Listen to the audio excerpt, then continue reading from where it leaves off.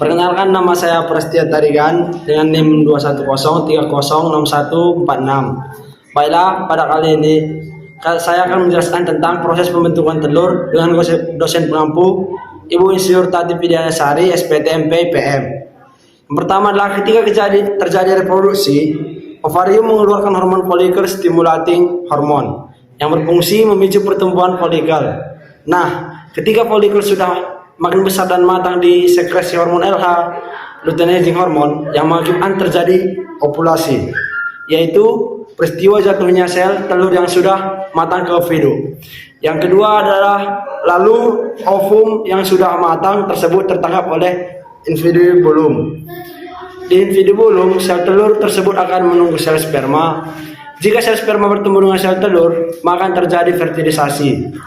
Jika sel telur tidak bertemu, maka tidak akan terjadi fertilisasi. Selanjutnya, di maknum akan terjadi sekresi albumen selama 3,5 jam, lalu bergerak ke ismus, bertugas mensekresikan membran atau selaput telur. Telur berada berkisar 1,5 jam. Selanjutnya, telur bergerak ke uterus. Uterus merupakan tempat terjadinya proses sekresi kerabang telur selama 18-21 jam oleh sel porfirin, lalu bergerak menuju vagina.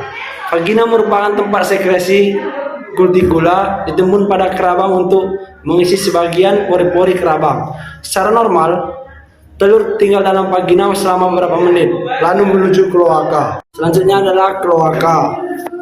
Kloaka merupakan bagian paling ujung luar dari induk tempat dikeluarkannya telur. Total waktu untuk pembentukan sebutir telur adalah 25-26 jam. Organ genitalia entok betina terdiri dari beberapa bagian yang memiliki fungsi yang berbeda-beda. Antara lain, ovarium. Ovarium adalah organ yang berfungsi sebagai tempat produksi sel telur dan ovum. Ovarium entok betina biasanya terdiri dari sepasang dan berada di bagian perut. Yang kedua, ovidu. Ovidu adalah organ yang berfungsi sebagai tempat pertemuan antara sperma dan sel telur, serta sebagai tempat pembuahan pengembangan embrio jika terjadi pembuahan.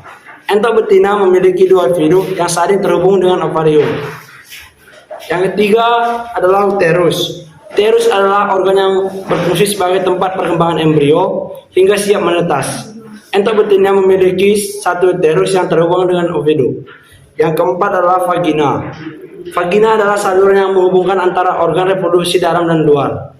Vagina entok betina berfungsi sebagai tempat masuknya sperma ke dalam tubuh dan sebagai saluran keluarnya telur.